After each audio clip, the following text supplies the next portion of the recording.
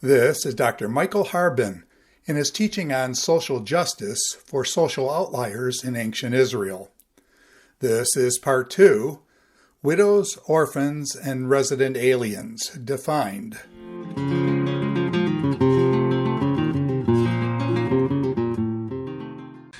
Shalom, I'm Michael Harbin, and we are continuing our presentation on social justice and social outliers in ancient Israel.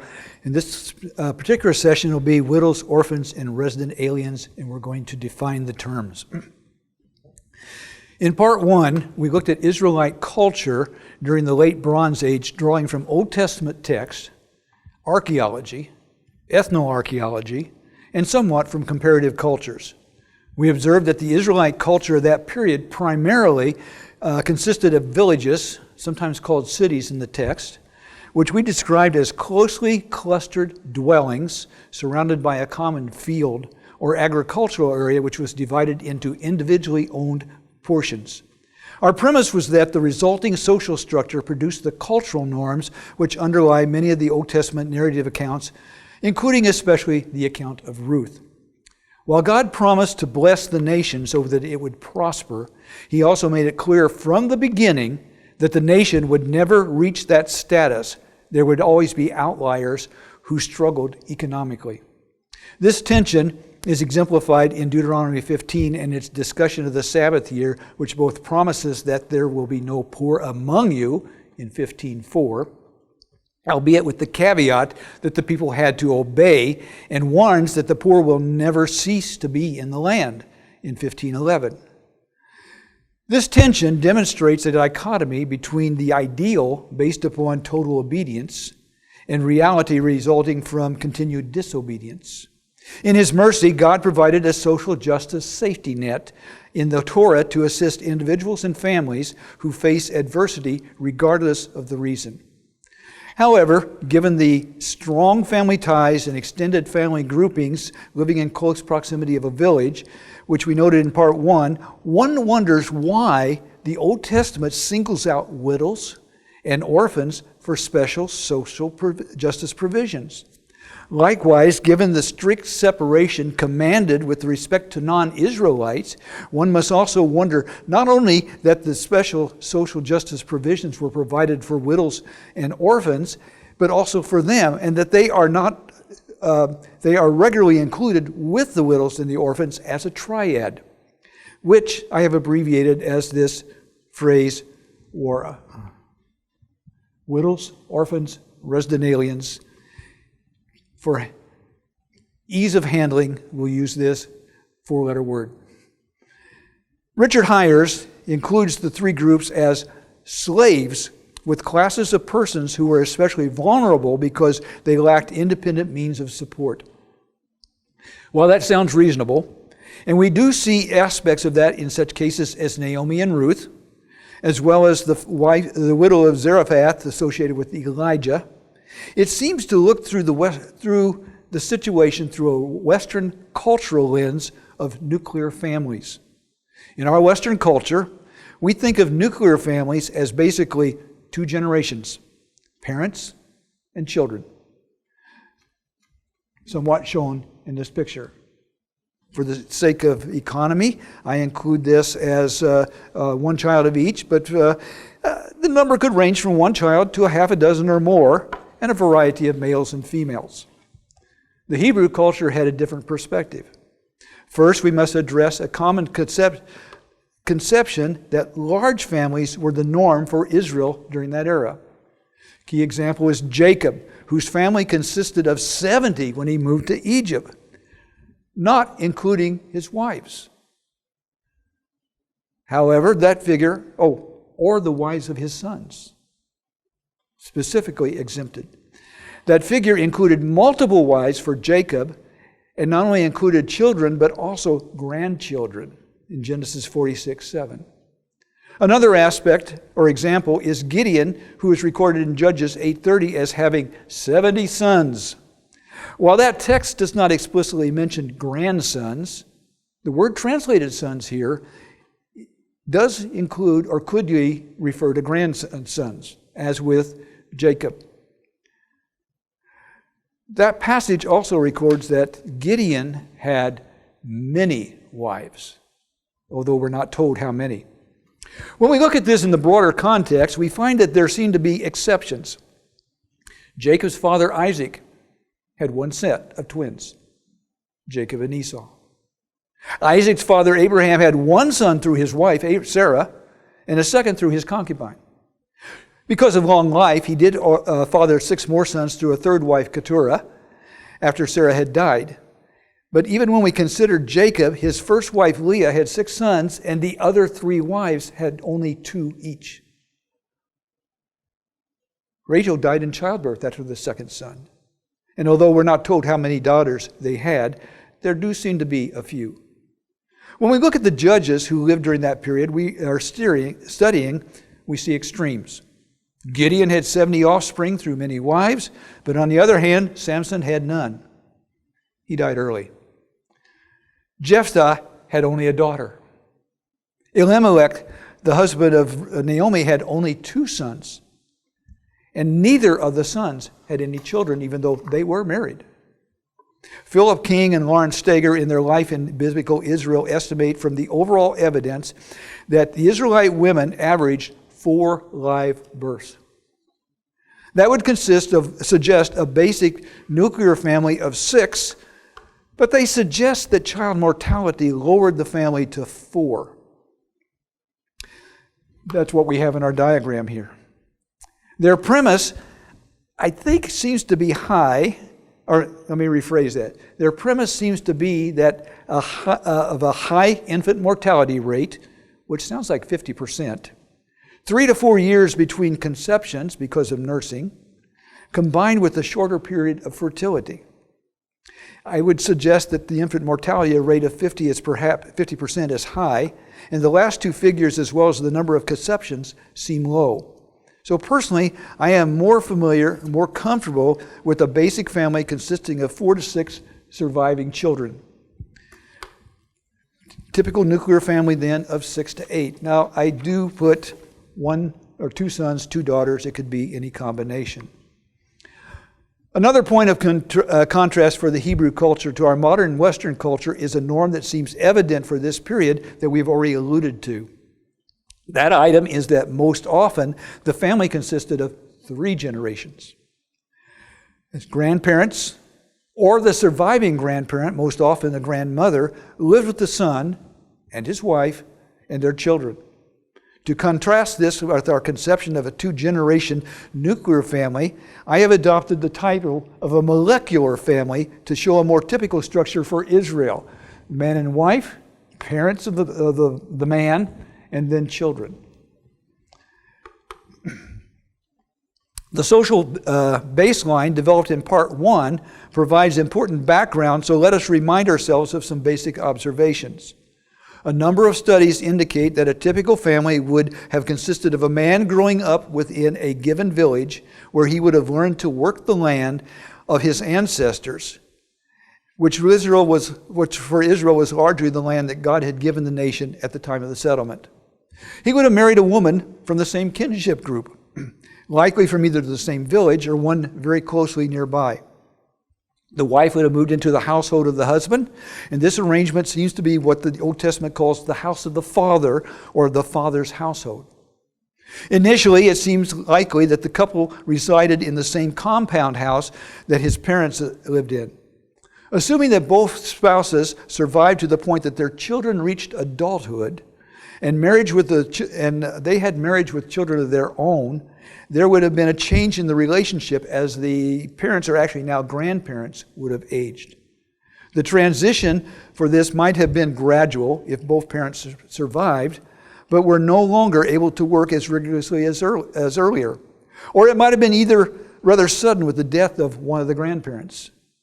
Given what is viewed as a typical difference in ages between the spouses, many scholars suggest that the wives normally would have been 10 to 15 years younger than their husbands. The surviving spouse was more likely the widow. In that case, if the oldest son was not already managing the farm, he would take that responsibility, and it would be likely that we would have a molecular family like this. Oops. I lost the slide there. Based on this, in the city or village, there would be many relationships with other families. And we just jumped ahead to that. This situation would be very complex. And the next level would be an extended family. Relatives tied in. For our purposes, we might consider the interrelationships between molecular families. This gets into aunts, uncles, and cousins, or at least first cousins, and may be called extended families. This chart is based on the material of Leviticus 18, which lists different women that an Israelite man would be forbidden to have sexual relations with. In my forthcoming Leviticus commentary, I label this the extended family because it seems to denote certain relationships for which sexual relationships were forbidden, and thus marriage would be forbidden. This chart takes us out at least to second cousins. That would be the first place that marriage could be considered a viable option. Today, we think of social fabric as denoting a collection of family units, very often not even from the same parts of the world, let alone being closely related. For Old Testament Israel, settled in the land, most of those relationships would either be in the same village or other villages in the near vicinity. From our new perspective, this pattern gives a new emphasis on the concept of blood relative. Clearly, the social fabric of the culture would have been closely knit, producing a situation where a tear in the social fabric would have widespread implications. The model I like to use for this is a quilt. Oops. There we go. I've lost my picture. There it is. The model I like to use for this is a quilt. And as I thought about it, I chose a pattern that my mother made for each of her grandchildren as wedding gifts for when they got married. The pattern is called wedding ring. And I chose this because of the way the various elements interweave to provide an overall pattern which can be extended indefinitely. The premise that I'm working with, however, is that the social justice is intended to preserve the social fabric. We will look at this social fabric model more in detail in parts 3 and 4. In the Israelite culture, there seems to have been two higher levels of social structure as part of the nation. These were a clan and then the tribe. We will go into these, not get into this study, since the areas of social justice, it seems like most of the interactions have been on the village-city level and these aspects of the extended family. Archaeologically, Uzi Avner suggests that some evidence of extended families would be about 25 persons as we look at this. This begins to create a complex social structure. This slide shows some of the various relationships involved. And each one of those figures out around the man and his wife represent another family. And so you can start seeing how these all interact. As we look at this complex chart, remember that there are many variations of this, especially if more siblings are involved at any level. Moreover, most likely, all of these relatives would live in the same city, or at least in some of the hamlets surrounding it. The point is that should a man die, the surviving widow would have a network of relatives in her community that should provide support in a variety of ways. When we begin to talk about widows, one thing that often is not considered is how often was she when she lost her husband? If she was younger, then remarriage was a possibility. If the Torah is followed and her husband had a brother, then the brother was expected to marry her, the levirate marriage rule. And if she didn't have children, that is, if she didn't have children already.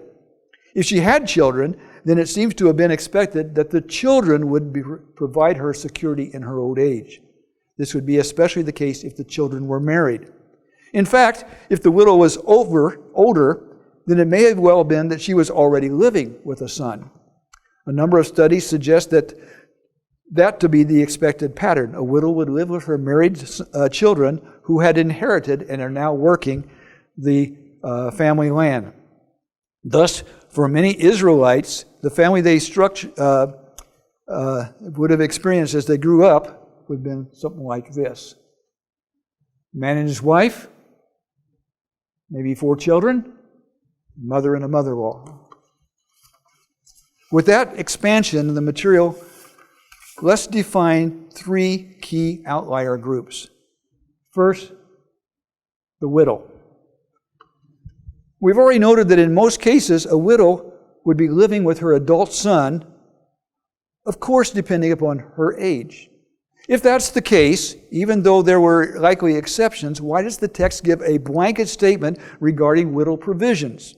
And when one considers orphans, the issue gets more complicated. Given the close residential proximity and extended family ties presented in Part 1, how could an orphan fall between the cracks so as to be entirely without support necessary in the provisions cited in the text?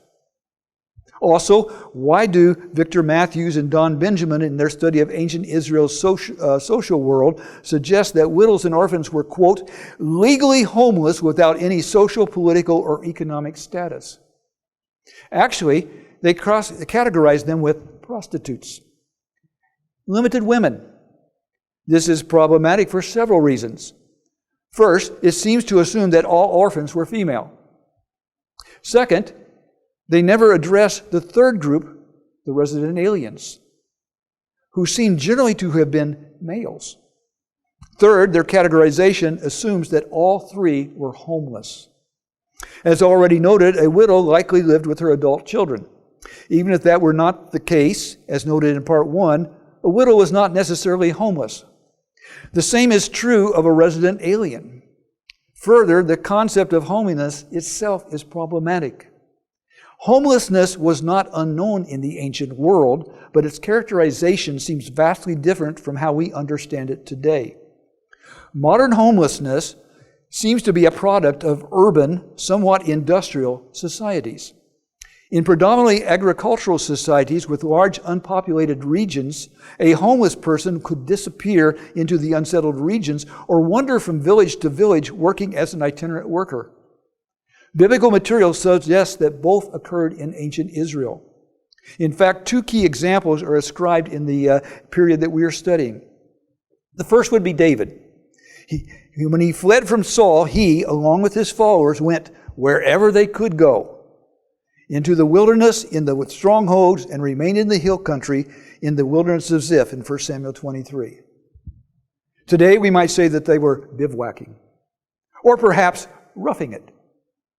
In essence, they were living off the land, often staying in caves, not bedding along streets in a city.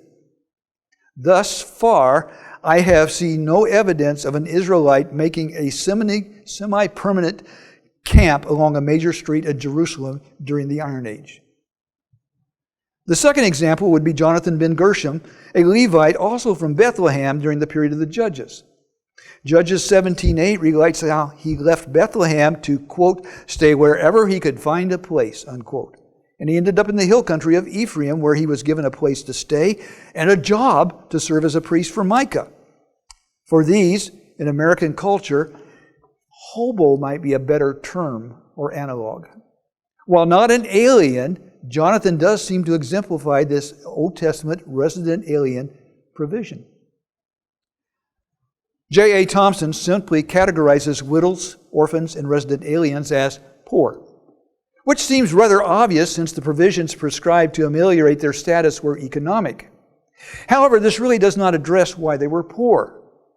J.B. McConville presents a slightly different nuance when he states that, quote, they were not strictly the same as the poor, unquote, but rather those whose independent legal standing may not be recognized.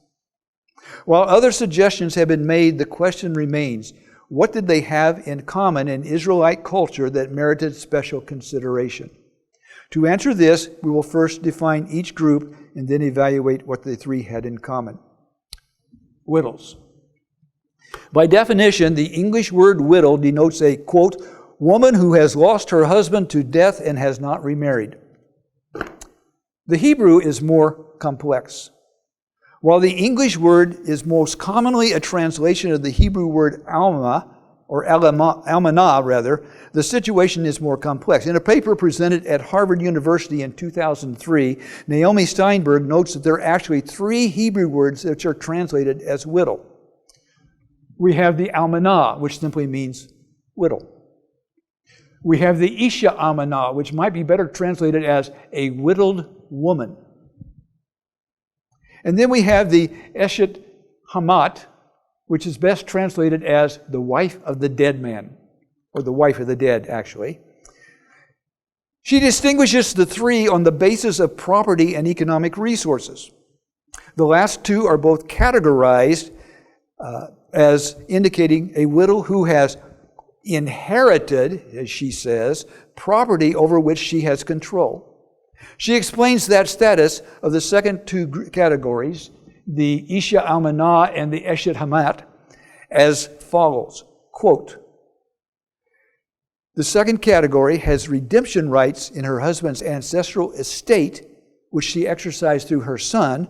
That's the second category, a widowed woman, whereas the wife of the dead man had died, quote, before fathering an heir to exercise the redemption rights to his ancestral holdings, end quote. Now, this is an interesting concept which runs counter to our typical understanding of land ownership and the rights of women. While she seems to support her distinction, it is an area that could use more work, especially with a more nuanced understanding of the socioeconomic background that we have provided in Part 1.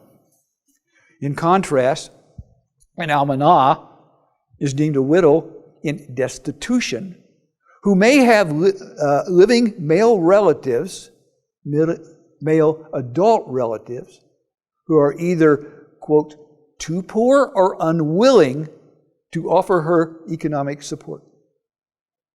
Hoffner argues that an almanah could own land which might be converted or an object of fraudulent misappropriation. Steinberg's distinctions do not answer all the questions. For example, what would one call a woman who had raised her family before she lost her husband and was now living with a married son and family, which seems to have been the social norm?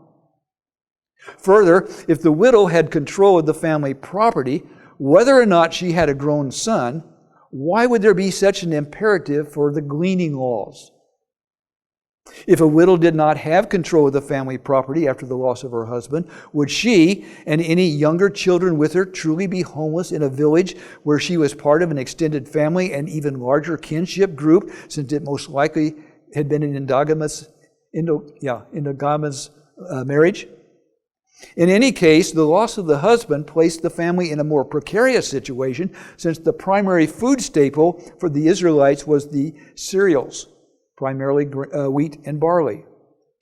These demanded the arduous process of plowing, sowing, a process that required greater physical strength of the male. Even if the widow had control of the land, if she was not able to plow the land, it was essentially useless. On the other hand, if the wife died first, perhaps in childbirth, the husband would likely have remarried. Otherwise, how would he have provided for the domestic needs? But that's beyond this study. One provision of the Old Testament law made is that if a man died and left his wife, here called the wife of the dead, without children, it's the levirate marriage. It's in Deuteronomy 25, and we'll discuss them more in Part 4. Because the purpose was to provide an heir, levirate marriage would not seem to be a factor if the widow did have children, or if the widow was past childbearing age, like Naomi. Rather, the older widow with an adult son would be part of the extended family. If the child was underage, then the widow provisions in Leviticus might be viewed as a bridge until the child was old enough to take care of his mother. If the childless widow was past childbearing age, this is a different story. The book of Ruth addresses some of these issues, and it's worth reviewing some key aspect of the legal issues involved. Naomi was a widow of Elimelech, but because of age, she would seem to be outside of the levirate marriage qualification, and consequently she could not come under the widow provision, although the disposition of Elimelech's land might be an open question. We don't have any evidence to address that. Ruth's case would be more complicated. Although debated, it does appear that her situation was an example of levirate marriage. However, the actual widow of the landowner was Naomi, who had not only lost her husband, but both sons. Further, Naomi's sons had married foreigners, Moabitesses. Ruth, who had been married to Machlon, one of Naomi's sons, was also a widow. Despite the declaration in Deuteronomy 2:3 that no Moabite could enter the assembly of the Lord, Ruth's return to Bethlehem with Naomi apparently allowed unspecified legal rights. Tentatively, the land situation might be put together as follows. According to the English text in Ruth 4:3, Naomi was going to sell some of the land that belonged to Elimelech. What this means is not clear. In any case, according to the text, for Naomi to get use of the land back, she had to, quote, redeem it. I say this is not clear because the land could not be sold. Therefore, most scholars think that what we really are dealing with is land lease, at least up to the time of Jubilee, which I study elsewhere. This would suggest that as Elimelech's widow, she had control of the land. In a practical sense, it really did not matter since they arrived in Bethlehem at the beginning of the barley harvest. Not time to sow. You can't get a crop in. Which meant that the land was basically useless to Naomi until at least the following planting season, regardless of whether she would be able to till it. In a legal sense, however, it would appear that since Elimelech had sons, they had a right of inheritance and subsequent passing of the land on even though they were deceased. Although neither son had children, both had married. Thus, by returning to the land, Ruth entered into the picture as the childbearing age widow of a legitimate heir. This would seem to be the reason that in the complicated situation, Boaz asserted to the unnamed relative that the land needed redemption, that is, needed a Goel, a kinsman redeemer, and that this kinsman, the Goel, would also be required to marry Ruth. The normal expectation would be that through levirate marriage, he would need to marry Naomi, but apparently since she was beyond childbearing age, the relative most likely assumed that no longer that to be the case, and then Boaz asserted that the requirement did devolve to Ruth, and then Boaz then agreed to buy the land. In the process, he acquired the estate of both Machlon and Chilion, and Ruth as a wife, quote, to raise up the name of the deceased in his inheritance, end quote. It is this last statement that most strongly indicates that the marriage was functionally a levirate marriage in that Boaz was agreeing that the inheritance would be Elimelech's. It is suggestive that only after the birth of a son from Boaz and Ruth that Naomi is praised by the local residents because she now, quote, is not without a redeemer, unquote. In essence, these neighbors point out that one of the functions of this son was to be a sustainer of her old age. To this point, the assumption has been that the widow being addressed is an Israelite woman. As we have seen, this presents problems.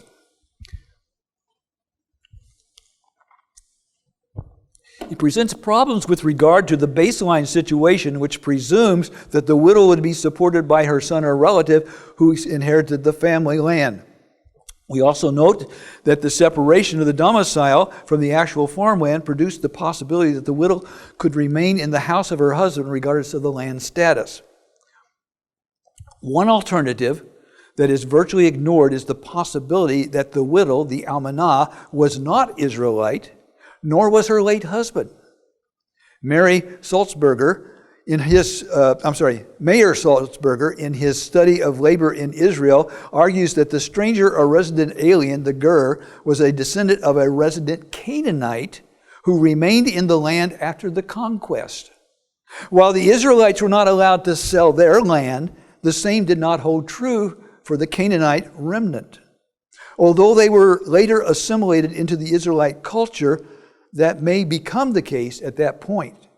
As such, Salzberger argues that the widow, the almanah, would be the widow of a landless Canaanite, which would put her in a truly economically precarious situation. If that were the case, it would explain why this person did not fit the expected community support criteria. It would also make the admonition for the Israelites to provide the opportunity for economic support even more profound and perhaps even suggestive regarding the acceptance of Ruth when she took advantage of those opportunities and gleaned. Orphans. Our second category is orphan. While the term orphan seems straightforward, the English translation carries a different connotation than the Hebrew. The English word orphan normally denotes a child who has lost both mother and father, which is the connotation that many English commentaries take. Consequently, while at first glance the situation seems obvious, there are several questions. From a practical perspective, if an Israelite child has lost both parents, where did that child live? If he or she was taken in by relatives, why would those relatives not be expected to provide for the child instead of requiring the child to go out to glean and to procure food? Since one of the provisions for orphans was gleaning, at what age was the child expected to perform that arduous work? Under these conditions, what hope did that child have in life should he or she ever reach adulthood? Given these questions, a deeper look is required. The Hebrew word translated orphan is really understood to be a child who lost his or her father, a connotation that gets lost in the translation. For example, the Theological Word Book of the Old Testament translates yatam as orphan or fatherless, although its discussion does not address the difference, and it seems to view the term primarily as a child who has lost both parents. Brown Driver Briggs' lexicon gives just the translation of orphan.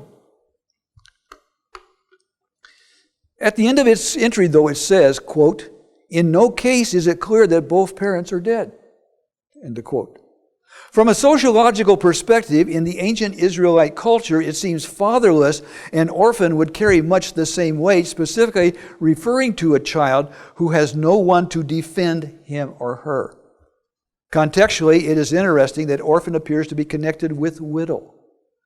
They seem always to be tied together. This suggests a situation where a woman has lost her spouse but had minor-aged children and was trying to raise them herself. In light of earlier discussion, this woman would be technically not eligible for levirate marriage because she has children who would be expected to care for her in her old age. Consequently, it's concluded that the consistent connection of orphans with widows indicates a single-parent family headed by the mother working together to gather food to survive. And no, I don't have that. What is not clear in the case of orphans is the issue of the land. It would seem that even if the father died, the land would remain in the family, likely under the legal control of the widow, such was suggested for Naomi. Zelophehad's daughters provide a precedent in Numbers 27. Zelophehad had no son, and his daughters were concerned that their father not lose his inheritance in the land, and so they came to Moses. The outcome was a directive from God that if a man dies and has no sons, then you shall transfer his inheritance to his daughter. If he has no daughter, then you shall give his inheritance to his brothers. And if he has no brothers, then you shall give his inheritance to his father's brothers. If his father has no brothers, then you shall give the inheritance to his nearest relative in his own family. That would be an extended family, and he shall possess it. In a case like that, the expectation would have been that when the orphan reached adulthood, he or she would inherit the land and continue to work it. However, if that was the case, then why would the orphan be gleaning? Here may be evidence of how physical abilities affected matters such as gender roles within that culture. According to the Center for Economic Policy Research, historically, a factor in gender roles was the use of the plow.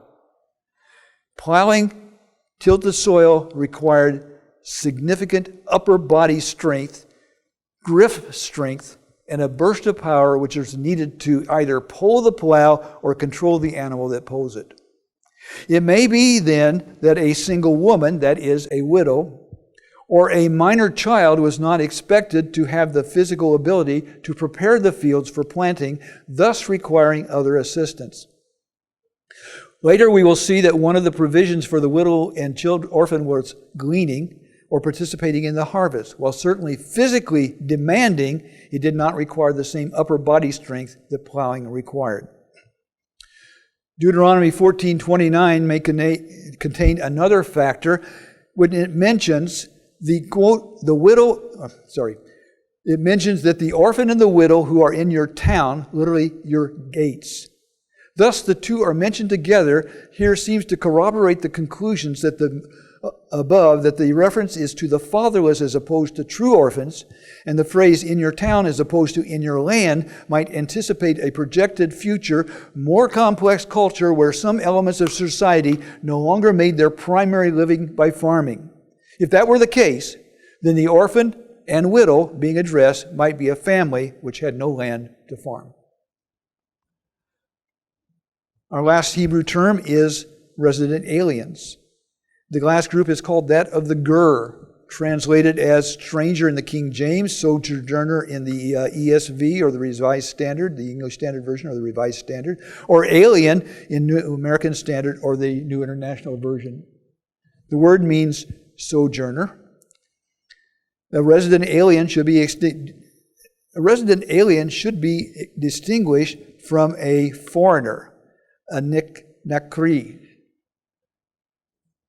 or nakar, in that he or she would be residing in the land as opposed to visiting it. Hence the term resident alien. Resident aliens have privileges and responsibilities beyond that of foreigners, but fewer than those of natives. David Barker, in his book Tight Fist or Open Hands, expands on this, stating, quote, "The status of the resident alien is somewhere between that of the natives and the foreigners, and resident individual aliens may be incorporated into the community by becoming dependent members of an Israelite family, under the protection then of the household head." And he cites Exodus 20. That may explain the situation of Ruth. In terms of ethnicity, the Old Testament presents several categories of individuals who permanently lived in the land but who were not descendants of Jacob. The first group was the mixed multitude that went up from Egypt in Exodus 12. As Douglas Stewart points out in his commentary, the verse in Exodus, quote, confirms that the Israelites of the Exodus and thereafter were actually a mixed people ethnically. Other ethnic strands of the Exodus included Egyptians, noted in Leviticus 24:10, Cushites in Numbers 12, Kenizzites in Joshua 14, and apparently others not named. While not descendants of Jacob, it would appear that these groups had been absorbed into ethnic tribes at Sinai. They then shared in the land division after the conquest, and thus their descendants were included with the native Israelites in later citation. For example, Caleb, described as a Kenizzite, also represents the tribe of Judah as part of the scouting party. He went with the other 11 at Kadesh Barnea in Numbers 13. Subsequently, in Joshua, he has a key role in Judah acquiring its land, and as such seems to model assimilation. A second group would be the tribes which dwelt in the land at the time of the conquest. The Old Testament clearly points out that contrary to the common perception, the nation of Israel did not eradicate all the inhabitants of the land during the conquest. The Gibeonites formed an alliance with Israel by deceit. They were consigned to a position of servitude. Specifically, they were to be hewers of wood and drawers of water, both for the Israelites individually and for the altar of the Lord. God put them to work in His tabernacle as foreigners. There are indications that some of them were intermarried with the Israelites. Other tribes did not form alliances, but were not driven out. For example, Benjamin could not drive out the Jebusites, and they continued to dwell with the Israelites. In fact, David bought the threshing floor from a Jebusite. Other Canaanite tribes, which are noted as remaining in the land of Manasseh, Ephraim, Zebulun, Asher, and Naphtali, noted this in Judges 1:27-36. According to the early chapters of the Judges, these tribes were problematic for the nation subsequent to the conquest. Their ultimate fate is unknown, although we find hints of intermarriage, such as Samson marrying a Philistine woman in Judges 14. It may be that the bulk of the 153,600 resident aliens that Solomon numbered and conscripted to help build the temple descended from those tribes who occupied the land at the time of the conquest in 2 Chronicles 2. It seems likely that as Israel became more organized through the monarchy, these Canaanite tribes that remained became Hebrew speakers, intermarried, and ultimately lost their ethnic identity. That is, they were assimilated like the mixed multitude. While likely at least some of these resident aliens were absorbed religiously, this diverse population may help explain the mixed archaeological message regarding worship, as well as the tension seen throughout the Old Testament regarding other gods. With respect to the issue at hand, it would appear that these prior residents continued to live on in the land that they had possessed prior to the conquest, and thus generally did not meet the resident alien provisions. If that were the case, it also raises the possibility that a Canaanite might have sold land to a non-Israelite, perhaps a later immigrant. But it seems much more that most later immigrants would have been landless. Those future immigrants compose our third group. Noting the complexity of people movements throughout the ancient Near East, it is likely that a significant number of these immigrants entered the land throughout the history of the nation. Torah guidelines prohibited Israelites from selling in their land, so unless they were able to find work, they would be resident aliens who needed these welfare provisions. Two primary types of work are suggested. First, they might be either skilled craftsmen or merchants who could perform the jobs located in the larger communities or cities. Second, they might work anywhere as hired hands. Subsistence farming was arduous work, and available manpower was limited the amount of land a farmer could work. As noted elsewhere, hiring individuals to help the farmer manage the land he possessed was a common practice in the ancient Near East. Immigration is difficult in this context for several reasons. First of all, national boundaries were ambiguous, as was citizenship. People could move around rather freely, but at the same time, travel was difficult and generally on foot. Likely the biggest issue would be communication when entering a region which spoke a different language. Second, life was essentially lived on a local level. This means that in most cases, acceptance was determined within the village. An outsider who showed up in an Israelite village, whether he was an Israelite or an alien, would have to find work. It is likely through that means he would also find a place to stay. Likely the migrant would be homeless for some time, but as noted above, it meant that he generally would be sleeping and foraging in the wild as opposed to begging on the street in the city. Third, an alien would likely go someplace where he or she could find work in order to support himself or his family. Generally, that would involve manual labor. There would be a variety of reasons why these immigrants might not have work, such as they had just arrived, or the farmer he worked for let him go, or there was a famine. Whatever the reason, these social justice provisions provided a means by which they could survive. So, these three groups seem to have 2 points in common. First, they were subject to serious economic difficulties. And, wrong button.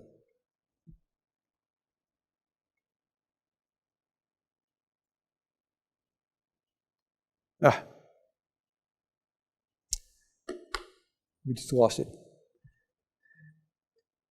They were subject to serious economic difficulties. Second, these economic difficulties seem to stem from a lack of resources, which in that culture would primarily be agricultural land. While we often view the situation as a lack of land, we noted that in the case of widows, the issue would have been the inability to till it. The same might be true of orphans. In the case of resident aliens, the lack of land seems to be a result of the prohibition against Israelites selling their inheritance. While a resident alien might have worked as a laborer, this made him vulnerable to unemployment. Having explored what we suggested might be social norms and evaluated how these outlier groups lay outside the norms, we will now need to evaluate the directed provisions designated to serve as a safety net for outliers. But before we do that, we will want to discuss the concept of social justice in the abstract. And that'll be part 3. Thank you.